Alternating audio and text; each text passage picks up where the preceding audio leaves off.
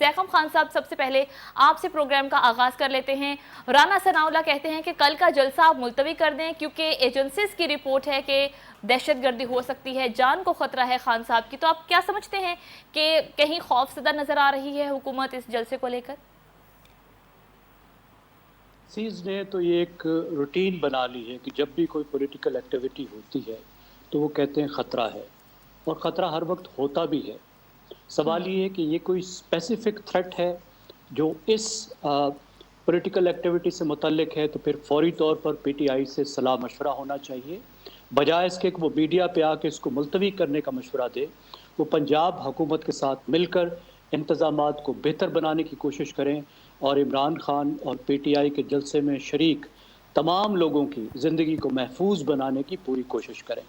ये दोनों हुकूमतों को भी करना चाहिए, पंजाब की हुकूमत को और वफाकी हुकूमत को, और इसमें पीटीआई को ख़ुद भी मुकम्मल ताउन करना चाहिए, पीटीआई को ख़ुद भी ख्याल करना चाहिए। लेकिन अगर ये उसी तरह की बात है कि जिस तरीके से हर हुकूमत हर पॉलिटिकल एक्टिविटी पे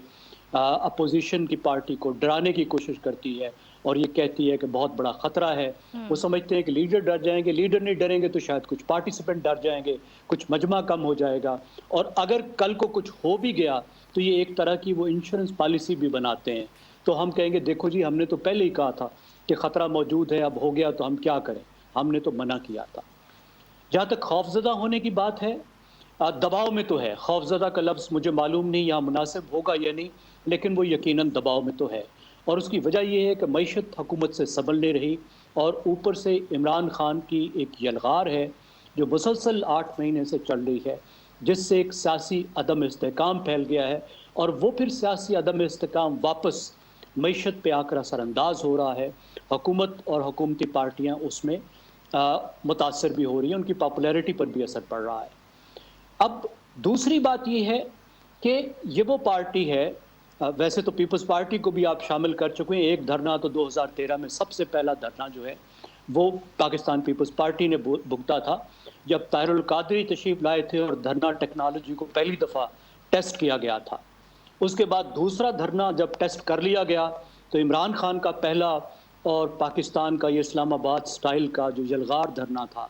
ये किया गया 2014 में, जिसको मुस्लिम लीग नवाज़ की हुकूमत ने भुगता। फिर उसके बाद इमरान खान का एक और धरना आया, जिसकी वजह से फिर अदालतें जिस केस को फ्रिवलस कह के, यानी एक फजूल केस कह के फेंक चुकी थी, वो खुद बुला के उन्होंने सुनना शुरू किया। तो अदारे भी दबाव में आए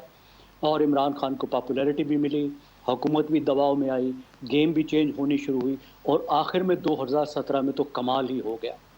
कि मौलाना रिजवी साहब, खादिम हुसैन रिजवी साहब, चंद 100 लोगों को लेकर आए और इसी फैज़ाबाद के मकाम पे जहां इमरान खान साहब जलसा करना चाहते हैं, वहां आके जलसा और धरना किया, और उन्होंने तबाही फैला दी कि एक वज़ीर का वो सर लेकर गए, पूरी हुकूमत और हुकूमती पार्टी को वो तौहीन मज़हब का मुजरिम करार देकर गए, जिसके बाद हुकूमती पार्टी के वज़रा पर, वफाकी हुकूमत के वज़रा पर जानी हमले भी हुए, उनके वोट भी गए, पूरे पाकिस्तान में उनके लिए बड़ी मुसीबत बरपा हुई। तो इस सूरत में जो भी इस्लामाबाद में बैठा होगा उसका यकीनन डरना बनता है, जी। और हुकूमत भी कुछ ना कुछ डर भी रही होगी, और हुकूमत दबाव में भी ज़रूर दबाव होगी। में भी होगी।